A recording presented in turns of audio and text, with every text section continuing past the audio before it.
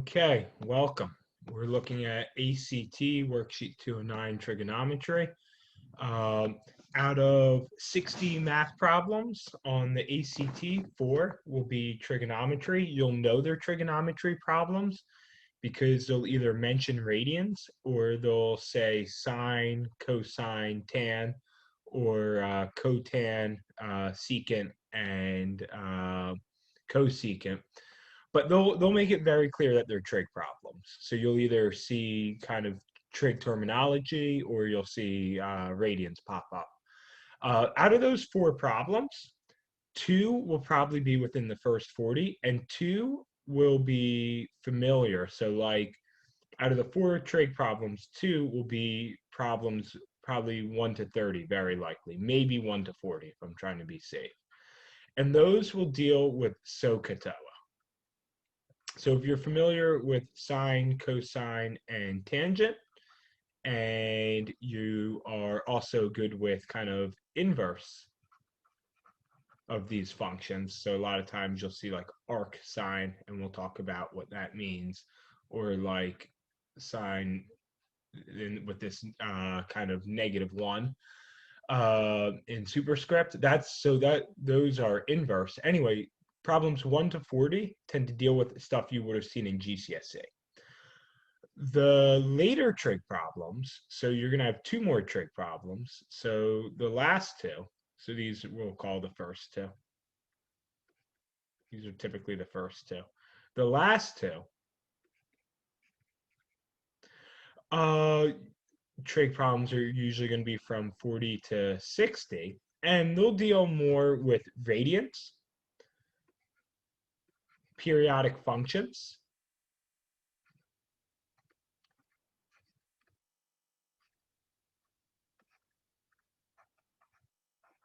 and trig identities. They won't go too deep into any of these. Remember that the way the ACT is set up is they're giving you 60 minutes for 60 problems. So most problems are set up to take around a minute. So that said, chances are it won't go too deep into any one of these concepts. That said, if you haven't taken math beyond GCSEs, you probably won't be familiar with this stuff. So just to give you guys a heads up, the way this video is structured is the first half of the video, we're going to just quickly run through what's in purple, make sure everyone feels good on that. If that's something you're very comfortable with, then skip to the second half of the video. The second half of the video, we'll look at the red, the concepts that aren't covered in GCSE. And if you're someone who's good at the purple and doesn't feel great with the red, this is one of those things where these concepts are usually covered over the span of months in a class. So this video will be a great introduction to those concepts. This worksheet will be a good introduction to those concepts, but don't be hard on yourself if those things don't come quickly, because I would say these concepts in red are probably the ones that take the longest to pick up if you haven't had exposure to them. It's almost like when you saw algebra for the first time. It's going to feel a little new or different. But anyway, let's go right into this video. So SOHCAHTOA, real quickly, sine is opposite to hypotenuse. So if we're looking at this angle, and let's just pretend this is a 5, 12, 13 triangle, one of our Pythagorean triplets. So sine would just be 5 over 13. Cosine is adjacent to hypotenuse, so that would just be 12 over 13 from the perspective of this angle. And tan is opposite over adjacent, so that's just 5 over 12. Okay. Good to know SOHCAHTOA, to have that down. Okay. So when do we use it? We use it when we have one angle. It has to be a right triangle, first off.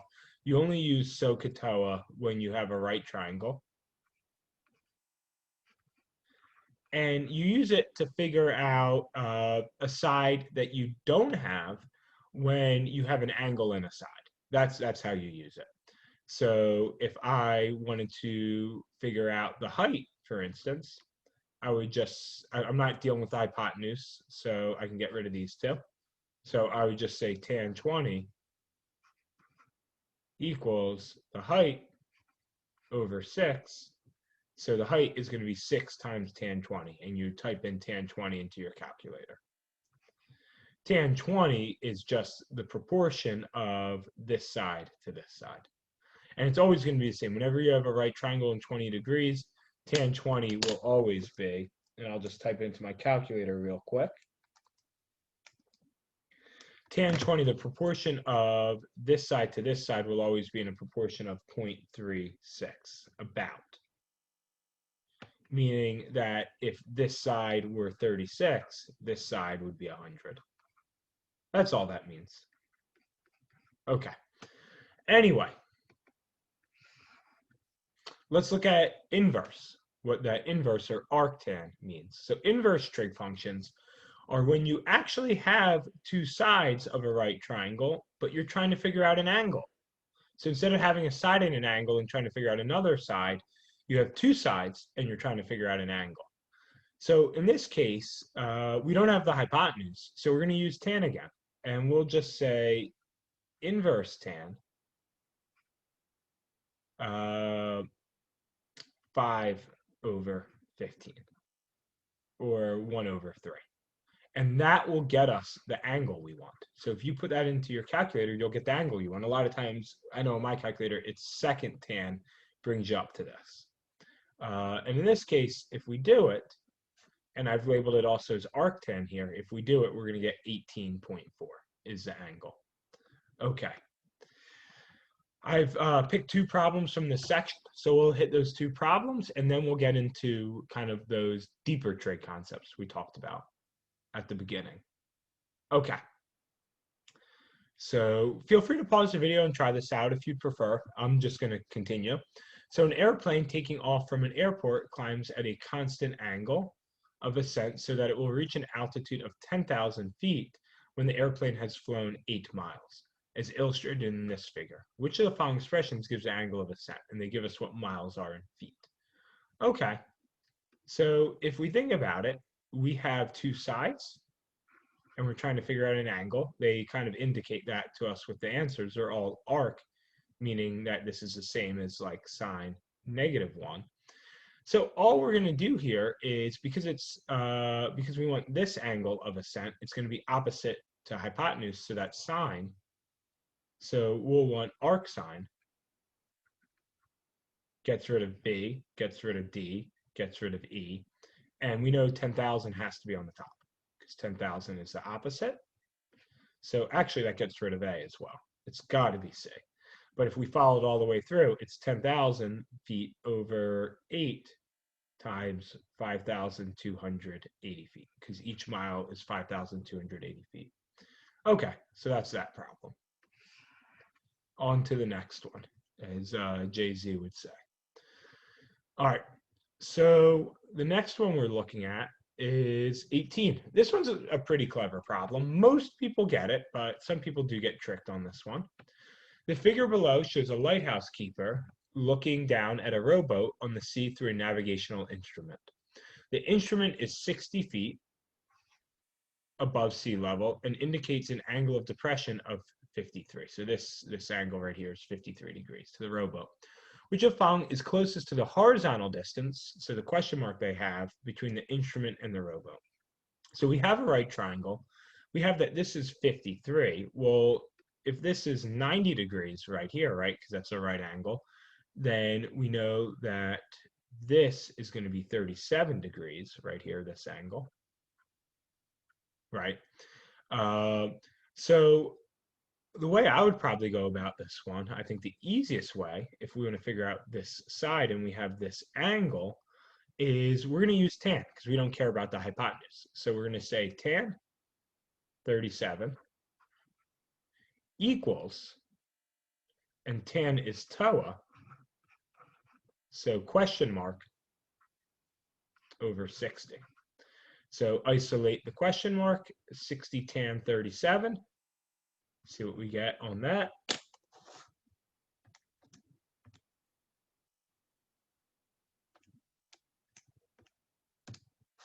$45.2. So the one it says closest to, so this is equivalent to 45.2. So we're looking at B. Awesome. All right, so that's it for the kind of stuff you would have seen on GCSE. Again, that's going to be 2 out of every 4 trig problems you get on the test. Oh, sorry, I lied. This problem tends to stump a lot of people, so I figured we would do it. You can pause the video and try it. I'm just going to continue. All right, so it wants to know what's the value of cos this angle and this angle, and everything we need is labeled here. So it feels like a lot, it feels a little confusing, but the easiest way to realize this is that this is a straight line. So this is 120 degrees, meaning that these two are going to add up to 60 degrees. So really, it just wants cos 60. Cos 60, you can type it in your calculator, but it's 1/2. Awesome. How do I know cos 60 is 1/2? I'll show you how I know. If we'll get into this unit circle in a second, but I draw a right triangle, and this is 60 degrees. Well, that means that this is 30 degrees. And if you did the triangle video, you know how much I care about knowing the proportions of a 30, 60, 90. Well, this is going to be x. This is going to be whatever this is times √3. And this is, the hypotenuse is going to be double that. So if we want cos 60, we want adjacent to hypotenuse. The adjacent is x. The hypotenuse is 2x, and that simplifies to 1/2. Very important to know the 30, 60, 90 triangle. Also 45, 45, 90. You can always just look it up, special right triangles. Or you can go to the triangle video. That would be packet 206. Okay. So this will be new to a lot of you, but not people taking further math or A-level math. Be patient. It'll take a second to kind of explain a few things, but let's kind of hop into it. Actually, before we go into the unit circle, if you're tested on radians, radians is just another way to measure an angle. So there's 2 ways to measure an angle. You can measure it in radians or degrees. There may be more ways, but these are the 2 ways I'm familiar with. Just like you can measure a distance from A to B, you can measure this in feet, you can measure it in meters, you can measure it in centimeters, whatever. There's multiple ways to measure the distance from A to B. Well, there are multiple ways to measure an angle. You can measure it in radians or degrees. I'm sure you're very familiar with degrees, but let's talk about how radians work. So the easiest way to talk about radians, how radians work, is to understand the relationship to degrees. So if we scroll down to this unit circle, 180 degrees is equivalent to 3.14 radians. A radian is between 57 and 58 degrees, but no one really talks about it that way. The ratio is always degrees, radians. You'd say 180 degrees is equivalent to pi radians. So by that token, if you're given something in degrees and you need to put it into radians, or you're given something in radians and you need to put it into degrees, it's actually quite simple. So if I'm given 270 degrees and I want to know how many radians that is, I'll just put in x. Well, it's just a multiplier of 1.5, right? I mean, you could cross multiply and figure this out, but the scale factor is 1.5. So you know that x would be 1.5 pi, or 3 pi over 2.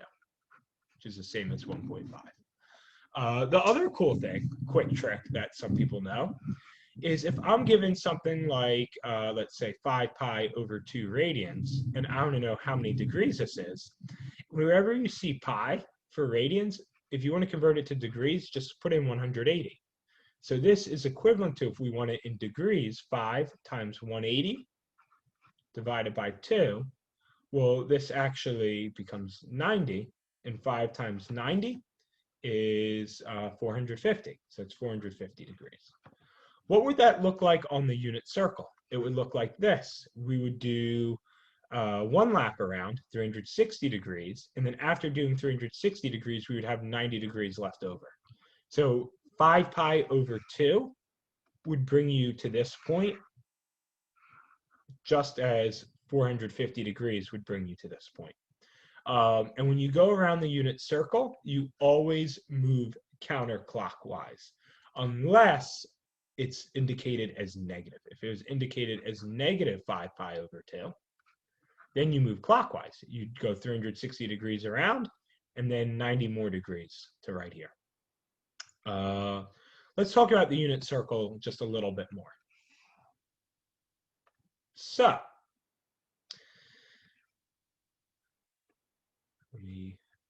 okay, I know it's a little blurry. For that, I apologize. But let's do this. So if I am told to go, let's say, pi over 6 radians, and hopefully you're saying, okay, I can do this. You put in 180 degrees. 180 divided by 6 gets you 30. So it's 30 degrees, or pi over 6 radians. That's this point right here. So if I want to figure out what sine, cosine, or tan is of this, I always drop an altitude right down to the x-axis. And if you think about it, if this is 30 degrees, and let's just work with sine for now. So sine would be x over 2x. That's my proportion. So sine 30, or pi over 6 radians, that's always going to be 1/2. Watch what happens to sine as we move up. So we have this triangle. I'm going to do one in purple. As we move up, so like pretend this is, and you can type this into your calculator. Let's pretend this is like 88 degrees. Well, if you type in sine 88, it's going to be almost 1. And make sure your calculator is in degree mode, not radian mode. If you're curious how to figure that out, just search it on Google.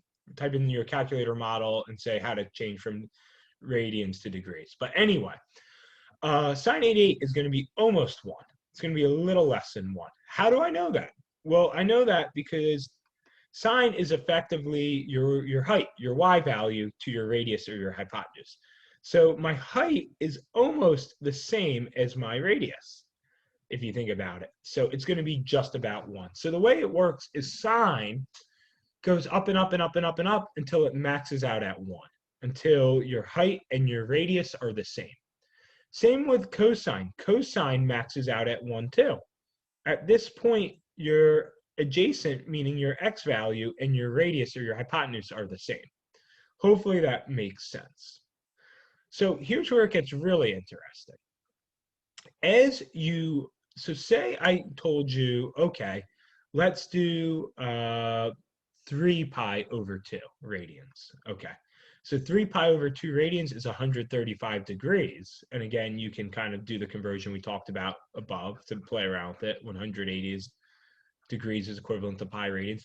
But if you go to this point, here's what's really interesting.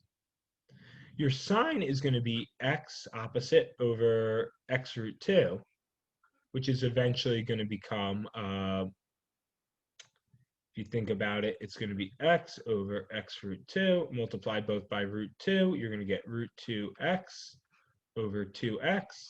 That's going to be root 2 over 2. And you see that right here. So your sine is going to be root 2 over 2.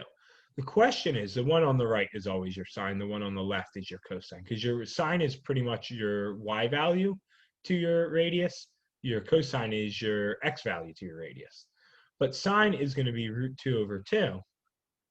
The question you may be asking is, why is cosine negative? Well, you still have x over x root 2, which becomes root 2 over 2 for cosine. But the reason why it's negative is your x on this side of your y-axis is negative.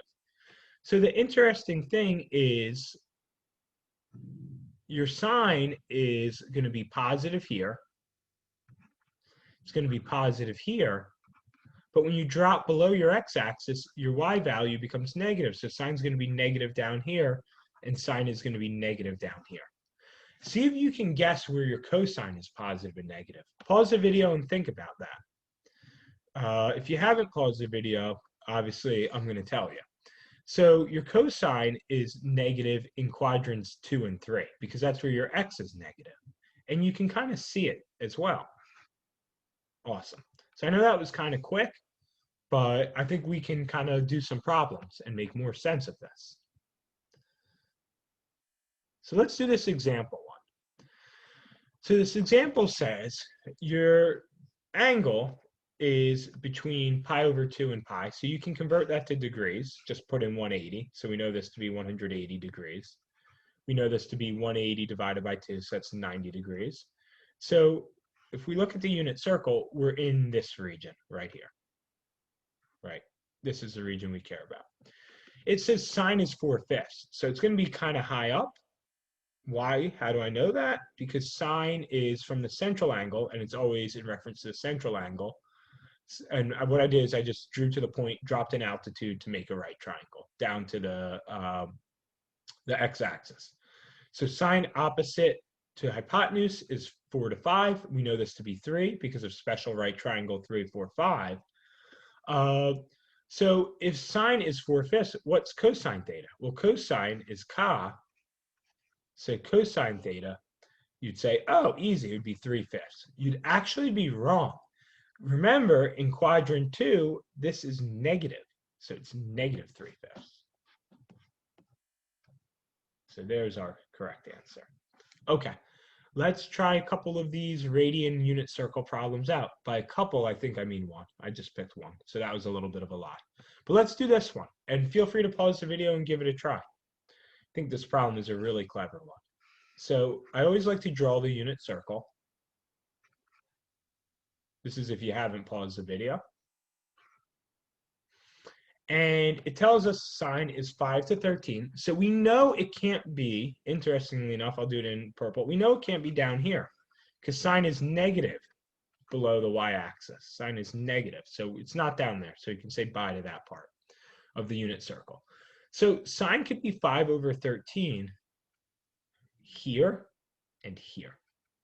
And hopefully what you realize is, so 5 is opposite. We always do in reference to the central angle. Hypotenuse is 13. Hopefully you realize it's a 5, 12, 13 triangle. Opposite. Okay.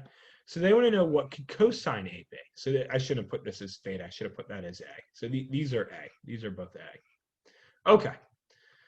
So see if you can get this one. You can even pause here and give this a try. But obviously I'll keep going. So cosine could be 12 to 13 if we're looking at this point. Or if we're looking at this point, it's 12 over 13, ka, but it's negative because it's on this side. So the answer is going to be E. Okay, so that's that concept. Let's move on to the final trig concepts. Periodic functions and trig identities. Okay, so let me move my face away. You can't see my face, but I can. It's part of kind of my video. Okay, let's look at sine. So the graph of sine x is to the left. And this should make tons of sense because at 0 degrees or 0 radians, we're right here. Sine is 0 here. When we go to, let's say, 1/4 pi, well, 1/4 pi, 180 divided by 4, that gets us 45 degrees. That's this point right here. At this point, we're looking at root 2 over 2. That's what our sine is, right? Sine theta is root 2 over 2. That's like 1.7 over 2. So it's almost getting towards 1. And that's why we're at this point. When we get to this point right here, sine becomes 1 because our height is the same as our radius, right? So sine becomes 1 there. And that's the max for sine, right? Then we start to go down the circle. And that's why we're going down here. At pi radians, or 180 degrees, we're right here. And then we go into negative. And by the time we get to 3 pi over 2, or 270 degrees, that's negative 1. So 3 pi over 2, negative 1. We come all the way back up to 2 pi, and we've completed what's called a full period. A period is a full trip around the circle. And then the pattern just repeats because we continue to go around the circle. So that's called a periodic function. Periodic because it's a period, meaning that it just is kind of a cyclical function. The period is just how long it takes you to complete the cycle. So interestingly enough, you want to be familiar with this. This is the standard equation for a periodic function.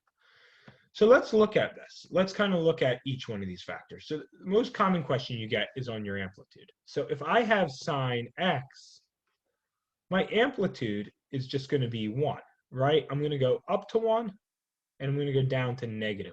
Your amplitude is half of the distance between your minimum and your maximum. And if you remember from that sine graph up there, we go all the way up to 1, we go all the way down to -1. But if I put like a 5 here, everything gets multiplied by a factor of 5. So instead, I'm going to go all the way up to 5, and I'm going to go all the way down to -5. And this is where I'm going to give a shout out to Desmos, which I think is an excellent tool. So if we go to the graphing calculator, sine x looks like that. Look, our amplitude is 1, right? That's what our y value is. But if I do, let's say, 2 sine x, now we go all the way up to 2. So everything gets doubled. So that's what the amplitude is. It's just half of the distance between the min and the max. And it's dictated by this a value, this number out front. So sine and cosine is always 1 is the max. But if you put a multiplier out front, then that's what you're looking at there. Okay. So what does the rest of this do? Well, let's look at the d, because the d is really easy. The d just shifts everything, right? I mean, think of it this way. If I have like f of x equals x squared, the 5 out front would multiply everything by 5. If I did plus 20, it would shift everything up 20. So that's all the d does, is it's just a shift up or down, and it's a direct shift. So I'm not going to do plus 20 here. I'm just going to do plus 3. So as you can see, everything moved up 3. If I get rid of the 3, it drops back down 3. So that's that. So then let's look at the c. Well, if we look at this function here, 5x, if I were to do x minus, let's say, 8 squared, this is a shift 8 to the right. Hopefully you're familiar with that transformation. It's a shift 8 to the right. Well, same exact thing here. If I do 5 sine, and then in brackets, x minus 8 plus 20, I'm just going to shift 8 to the right. And I'll show you. Do it with a lower number. So let's put the x in brackets. X minus, I'm going to say 1. And you're going to see everything shift. So it all just shifted.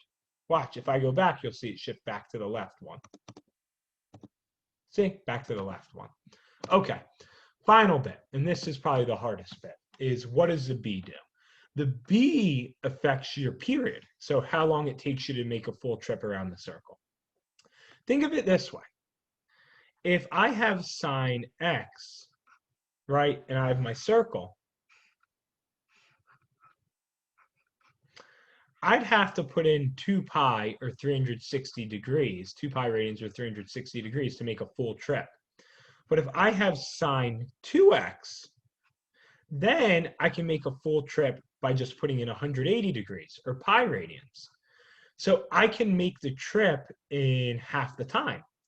So what happens is my period goes from 360 to 180. If I just put in 180, I'll make the full trip. And I'll show you this on Desmos. So if we look at sine x, it takes 2 pi or a little over 6 to do the full cycle, the full period. But if I do sine 2x, now I've completed the full trip in half the time. I've completed the full trip in pi, or 3.14. Why is that? Well, really simple. If I put in 180 degrees on this one, it gets me to right here.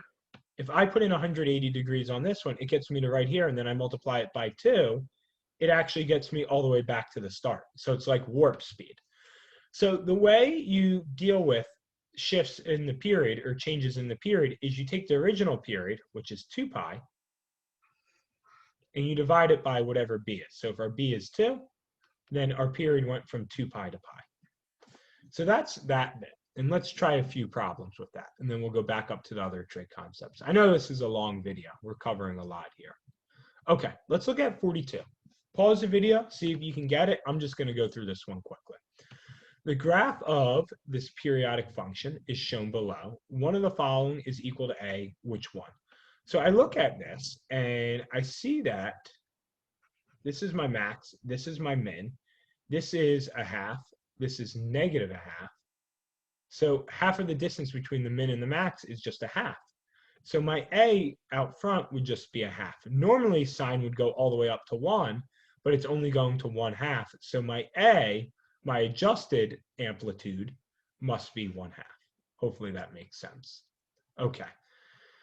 43 is a harder version of the previous problem. So the function y equals sine x, and feel free to pause this one and give it a try if you want to, but you have the function y equals sine x, and then y equals sine x plus a plus b is graphed below. The functions have the same maximum value.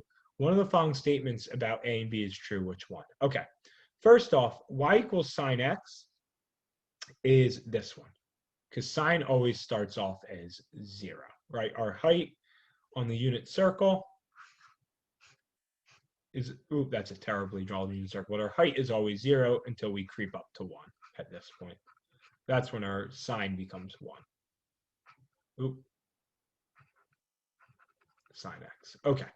Anyway, it's hard to know if we shifted to the left or the right because it's a periodic function. So to be honest, when it asks us about what could be the value of b, or I'm sorry, what could be the value of a, we really don't know. We don't know if we've shifted to the left or the right. It looks like we shifted to the left, but we could just as easily have shifted to the right because it's a periodic function that repeats. So the a doesn't tell us anything. What we do know is the b. See if you can remember what the b tells you. It tells you how much you shift up or down.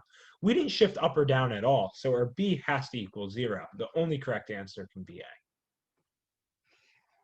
That problem would be one of the last 15, but it's really not hard if you understand periodic functions. Okay. Let's look at the final bits that you need to know. So let's look at trig identities. So real fast.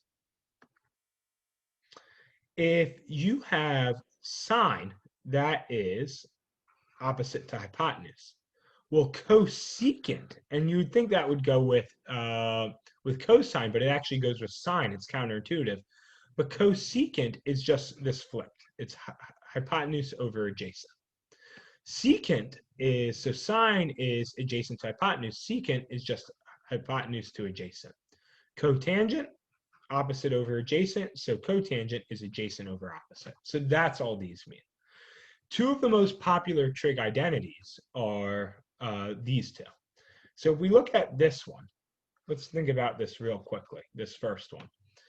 So sine is your opposite, oops, running out of room on my pad, here we go. Sine is opposite to hypotenuse.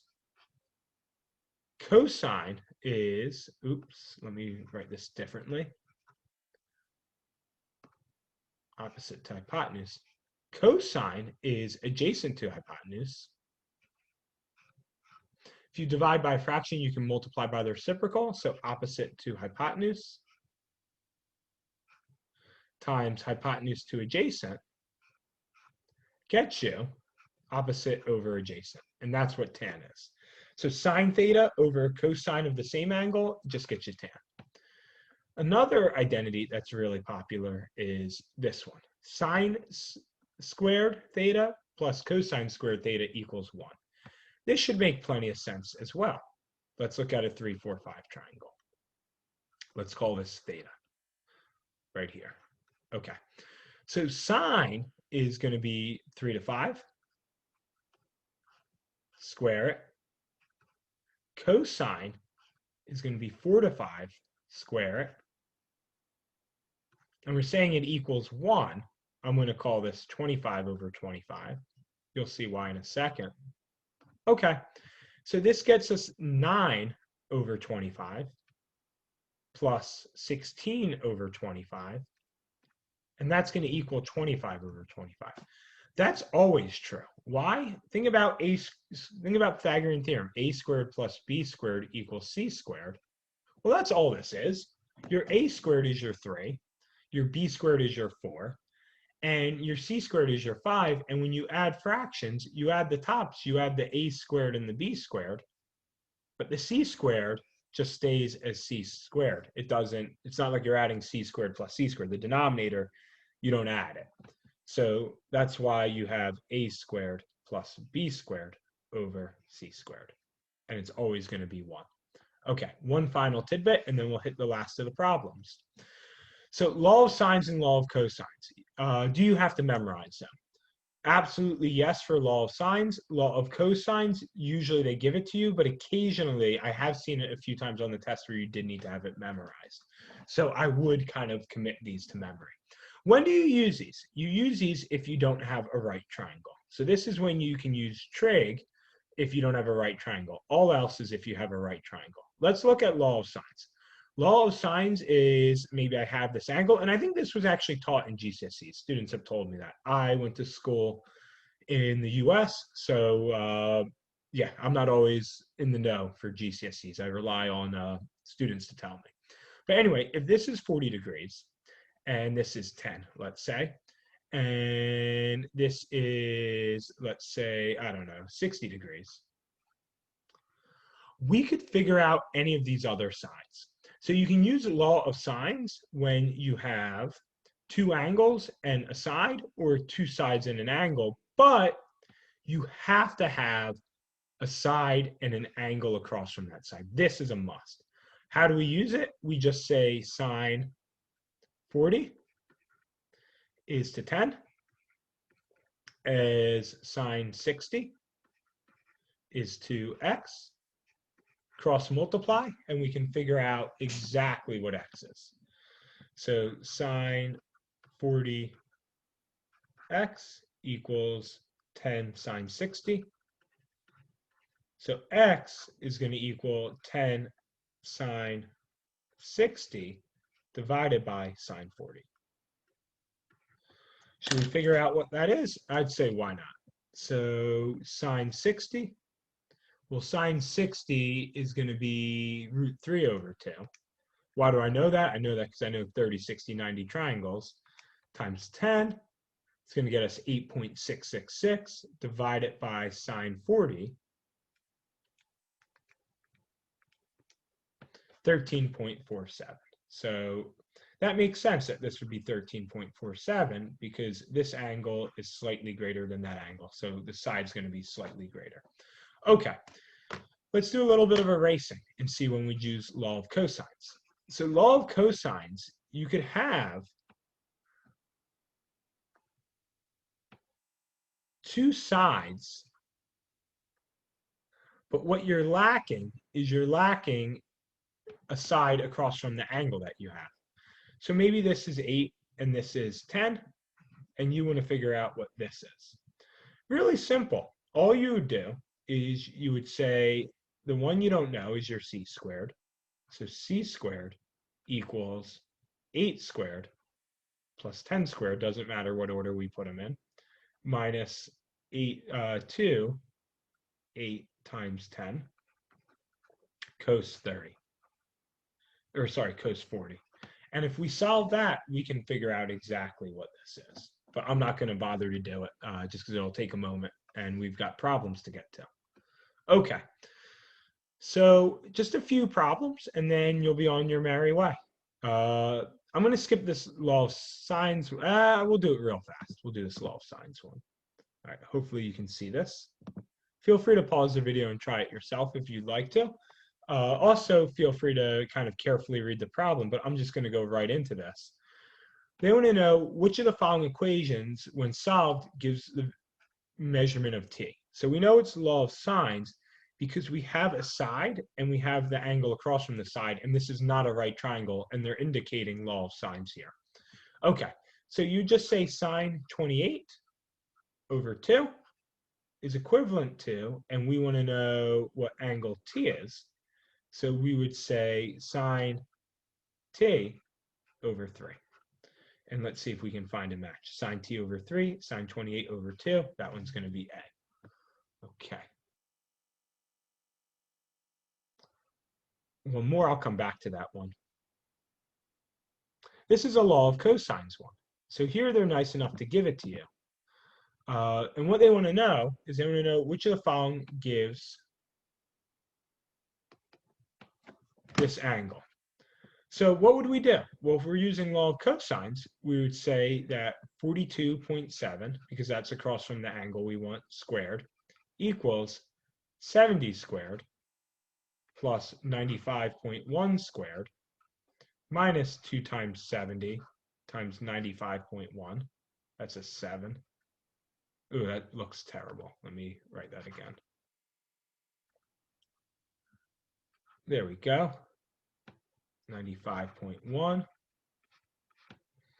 And then cos theta.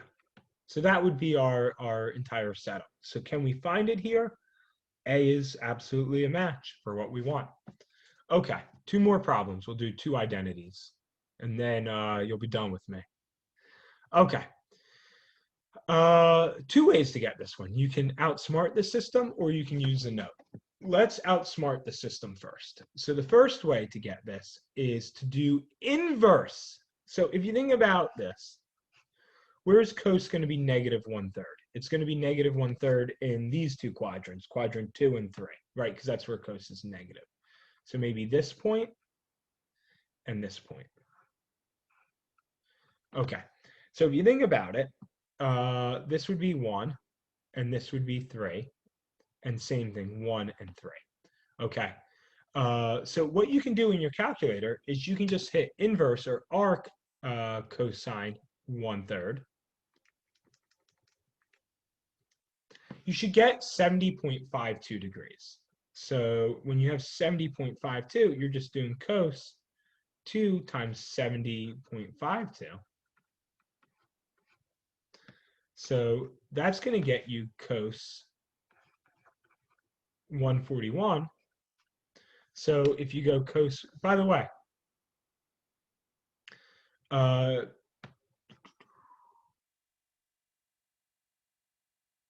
cos is negative 1/3, 70.52. Sorry, I'm just thinking about something for a second.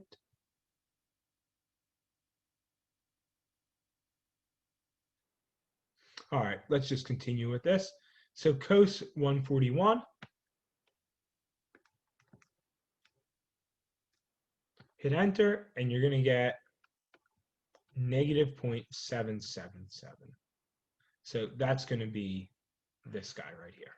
And you knew it couldn't have been either of these. Okay, so now let's look at the kind of more by the book way to do it, following the note. So if we follow the note, we need to isolate this. So we have 2 times cos x squared equals 1 plus cos 2x. Then subtract 1. So 2 times cos x squared minus 1 equals cos 2x. And it tells us cos x is negative 1/3. And it wants to know what's cos 2x. Well, what we'll have is 2 times negative 1/3 squared minus 1. What does that get us? Well, that gets us 2 times 1/9 minus, I'm going to say 9/9, right? So we're going to get 2/9 minus 9/9, which is going to get us negative 7/9. Awesome. All right, one more problem. Hopefully that makes sense. If not, then you can say, Dan, come on, you didn't do a good enough job. All right, 47. So this is where just recognizing a trig identity really comes in handy. Hopefully, if I put this out here for you, you can pause the video and solve the problem from here. Hopefully you remember what this is equal to. So I pause now. If you don't pause now, you're going to see me give away the answer. Okay, so this is equal to 1. So really, we know that this plus this minus 4, what does that equal? That's what it wants to know. Well, this is 1, So this whole thing has to equal, it's 1 minus 4, so it has to equal -3. Okay. I know it's a long video. Hopefully this is helpful. Best of luck with this packet. Be patient with the new trig concepts that we covered if they're new to you. And I would just say take your time going through the packet and make sure you review with your tutor. Okay, good luck.